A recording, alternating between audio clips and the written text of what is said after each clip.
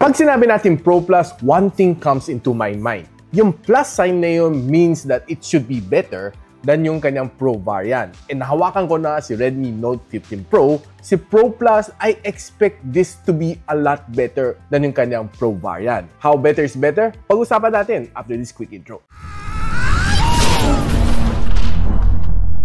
Now, ito ang packaging ng Redmi Note 15 Pro Plus. It's exactly the same sa Note 15 Pro, and yung kanyang packaging looks quite similar sa Redmi K80. And what I have here is the color white variant, and there's quite a number of colors na pwede mo pagpilian. So, ito yung kanyang pouch, SIM ejector tool, quick start guide, jelly case na, well, mukhang cheap. Yung phone, nandito. A2C pa rin yung kanyang cable. Ito yung kanyang upgrade, a 90 watts na fast charging brick na 45 watts lang sa kanyang Pro variant.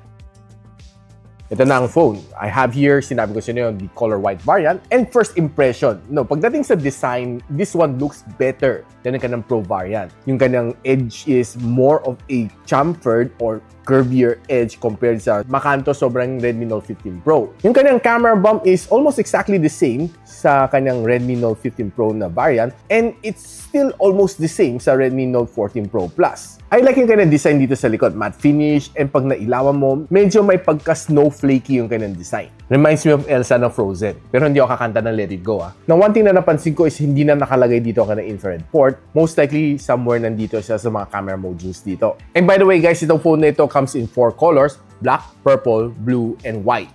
What's your favorite? Let me know in the comments. Now, itong Redmi Note 15 Pro Plus na may 12 gigs of RAM and 256GB of storage. Mabibili mo to ng 19,500 pesos sa Shandi, Philippines. And I'll post the link on the description box below kung saan na siya pwede mabili. Or just simply click the product link. Iwas tayo scam. Malapit na magpasko.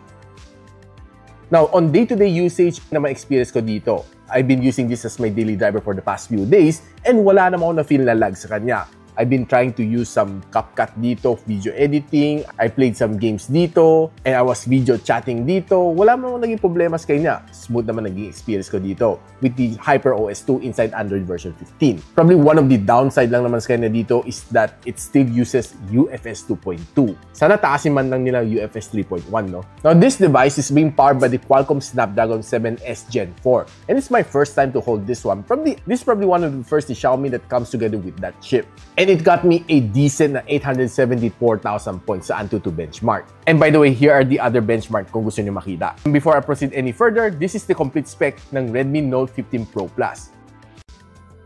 Now, one of the most important thing para sa akin, or probably for many of you, is maganda ang battery endurance. Especially kung malaki yung battery, probably means that it would last you longer through the day or even days, di ba? This one comes together with a 7,000 mAh na silicon carbon the battery, and it can support up to 90 watts na fast charging. Imagine mo, no, kung naubusan ka ng battery, well, along the way, and nagmamadali ka mag-charge, 90 watts, mabilis mag-charge yan. Siguro nasa 35 to 40 minutes tapos na ang full charging nito phone na ito. Kung medyo matagal-tagal ka nga lang maligo sa CR, baka paglabas mo, tapos na mag-charge tong phone mo. And it even can act as a power bank kasi yung kanyang reverse wireless charging can support up to 22.5 watts. I did try to charge my other device using this one as my power bank. Surprisingly, mabilis siya mag-charge at 22.5 watts. Yung mga ibang device na mamimigay ka nga lang ng konting kuryente, 10 watts, ang bagal-bagal ng charge. Nung gamit-gamit ko siya, I was able to last almost 3 days without charging. Basta gamitin mo lang siya normally, wala namang heavy na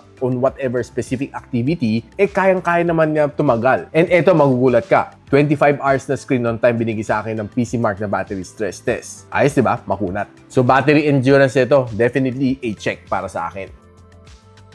Now, one of the things na madalas ko ginagawa dito on this phone is browsing on social media. Wala namang naging problema dito, basta you have really good na internet connection. The only moment na naglag ako dito is nung umulan ng malakas and biglang pumangit yung signal ng Globe. Nung gumagapang yung internet, pag scroll mo sa TikTok, parang nagahang siya. Pero hindi cause ng phone, it's more of the network problem. And speaking of network problem, this one was only able to achieve me a 4G plus kasi hindi pa rin SA si Globe and Smart. Walang problema sa smartphone dahil support niya ang 5G. Si dito naka 5G ako dito. And if you're watching your favorite content on this phone, I would say na itong phone na ito has a good display. This is probably one of the phones na below 20,000 pesos ni Redmi na may quad curve display. Curve dito sa taas, ibabaw, and pati sa kanyang sides. It gives you the feel of medyo parang borderless display siya. Even though na masyadong manipis na rin kanyang border dito, pero pag nanonood ka ng mga videos, normally mga border na black, diba? Halos parang infinite ang display mo dito. Looks good and the image is really sharp on this one. You can even calibrate yung color scheme na dito. Ako suggest ko lagay na sa vivid para mas maganda. Now, I know na pagdating sa mga Pro Plus na phone, the sound should be better than yung kanyang Pro variant. And having two speakers dito, one on top and the other on the bottom, gusto ko lang mag-quick sound test lang. Check lang natin kung gaano ka-okay ang kanyang sound. And before I proceed, pakita ko lang sa inyo guys na kaya na mag-abot ng up to 400% ng kanyang max volume. So this should be loud.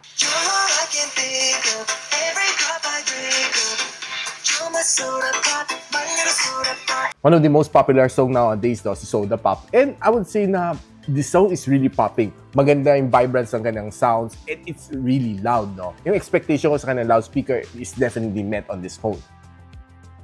Now, pagdating naman sa gaming, this phone was able to perform. Si Snapdragon 7S Gen 4 was able to give me a decent gaming experience. So, tatlong title nilaro ko dito, Wuthering Waves, Genshin Impact, and si Call of Duty Mobile. And on these three games, I would say na there are some really obvious na frame drops happening on this phone. Hindi siya masyado stable, except si Call of Duty Mobile na quite stable siya at around mga nasa 117 to 120 FPS naglalaro. Si Wuthering Waves naman nakaka-achieve siya ng 90 FPS, pero pagdating sa heavy battle, naglalaro lang siya between 58 to 70 FPS. Same din kay Genshin Impact, umabot siya ng 60 FPS, pero pag heavy battle na pinag-uusapan, nagka-clash ka na, 41 to 43 FPS lang ang inaabot natin. Now, playing these several titles, it's a bit warm, no?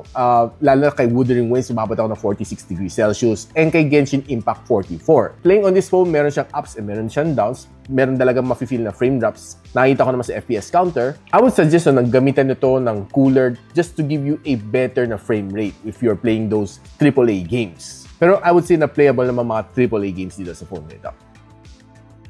Now, probably one of the phones na below 20,000 pesos na kompleto tatlong sensor. We have a 50MP na main camera sensor, meron tayong 50MP rin ng telephoto lens and a 8MP na ultra-wide. Shooting up to 4K and 60, and yung kanang harap is a 32MP which can shoot you up to 1080 and 60. When it comes to pro level na camera, pag sinabi natin Pro Plus, expectation natin is definitely higher compared sa kanyang Pro. Now, malalaman naman natin, no, once sinalang naman natin itong camera nito on outdoor, this is probably one of the best shots na nakuha ko. Ang ganda ng pagkakuha dito on this shot. Very simple, and ang ganda ng kanyang color reproduction dito. Pag tinignan mo tong flower dito sa gitna, probably one of the best one na nakuha ko for a Redmi Note series. Now, equally said din dito sa mga maliit na flower nito, pag zoom mo, ang ganda ng kuha niya.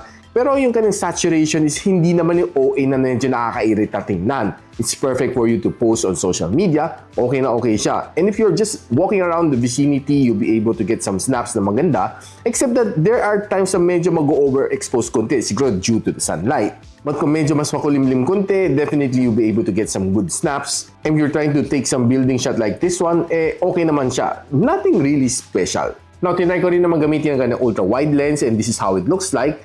And zooming it all the way to 30 times zoom. Na pagdating mo sa 30 times zoom, medyo nanilim siya ng konti, pero still readable naman mga text dito. Except that it's a little bit grainy na pag tinignan mo siya na mabuti. Na pagdating naman sa low light na food photography, this one was able to snap it better compared sa kanyang 15 Pro na kapatid. And pag tinignan mo dito sa mga foods na nakuha natin, it looks a little bit yummier. Yung tipong mas kakainin mo siya compared sa mga snaps na nakuha natin on the 15 Pro. And honestly, yung kanyang mga color production dito is quite good. And yung tipong mas pro level na kuha ng mga food shots. Dito ko masasabi na mas magandang camera for food photography dahil this snap was taken a little bit better kasi medyo mas golden brown ang kanyang tinapay compared to sa 15 Pro na medyo mas pale ng konti. And pagdating naman sa medyo low light, I was able to get this nice snap Pero halos hindi naman siya nakakalayo sa kanyang Pro variant. And there are times no na medyo nag-overexpose like this one. Pero kung kumukuha ka naman mga signages like this one, maganda naman siya. Wala naman nakikita mga color spill. Kung mga product siya naman ng trip mo, kayang-kaya naman na mag-perform. Pero medyo mas maputi lang siya ng konti compared sa ibang mga camera at this price point na nagamit natin. Na pag front-facing camera naman pag-uusapan natin,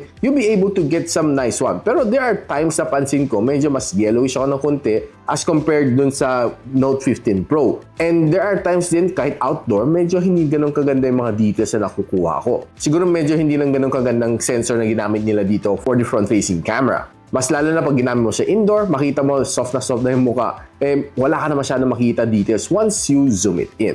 Okay na front-facing camera, okay naman siya pag ginamit mo siya for vlogging, except that medyo nag-a-adjust siya pag nag-iiba yung ilaw, no? Yung lighting conditions niya. And if gamit mo naman ka ng rear camera, you'll be able to get a really nice video kahit kamay lang gamit mo, no? I'm just using my bare hand to pan around and quite smooth naman ang transition ko dito, no? Hindi siya yung biglang jump. Okay siya for vlogging. Now, after a week of experience dito sa Redmi Note 15 Pro Plus, anong masasabi ko dito sa phone na ito? I use this as my daily driver, and honest opinion ko dito is that, okay, masarap naman siya sa hawakan sa aking kamay. Though the problem dito is that medyo napa-widen ang kanyang screen, so it gives me a hard time using just one hand for texting. Hindi ko abot yung keyboard from edge to edge, bitin. That's probably one of my complaints dito sa phone na ito. Except na siguro kaya ng curved screen gives you a better experience if you're swiping kasi medyo hindi siya makanto. Overall, I love yung kanyang sounds dito, quite loud. And yung kanyang rear camera is definitely performing great. I'm not quite sure kung anong sensor gamit niya dito. Probably a OmniVision most likely. Pero kanyang front-facing camera is medyo mediocre lang para sa akin. Kaya naman na maglaro ng AAA games pero magpa-frame drops siya. And there's a lot of Chinese bloatwares dito na pwede mo naman siya ibura. Walang problema. Wala rin siyang eSIM support pero pwede mong gamitan nito Smart Multi-SIM para maglagay ng eSIM on this phone. And this one can only achieve up to 4G plus na signal for Globe and for Smart. Si Dito SIM, kayang-kaya mo 5G. Now, would I recommend tong phone na ito? If you're coming from the Redmi Note 14 Pro Plus, I would say na, well, you can skip this one. Kasi hindi malaki ang lundag. Well, comparing itong dalawang phone na ito, it's just a little incremental increase. And yung kanyang itsura is almost similar. Hindi masyado nagbago, no? Probably if you're coming from Redmi Note 12 series, pwedeng-pwede ka mag-upgrade dito. Pero if you're coming from 13 and 14, I would say skip this one. Overall experience, bibigyan ko ito ng 8 out of 10. And the thing that I love the most dito sa kanya is yung kanyang rear camera. Kayo guys, ano nang pusuan nyo dito sa Redmi Note 15 Pro Plus? And kung tatanungin nyo ko saan ko ito nabili, I got this from Shandy Philippines and I'll post the link on the description box below or just simply click the product link. Now, if you know na somebody interested dito sa phone na ito, please share them this link, itong video natin, para matutunan niya and makita niya yung ganda at pangit na itong Redmi Note 15 Pro Plus before even considering to buy one of this. And of course, syempre, in-invite ko kayo mag-like and subscribe dito sa aking channel para makakita kayo ng more reviews just like this one. So hanggang dito na lang ako. I'll see you on the next video. Peace out. And so, ako para si Richmond and you're watching Gadget Sidekick. Like and subscribe to my channel. Don't forget to hit that notification bell. For one of my latest uploads, click the dito. And for one of my popular uploads, click here.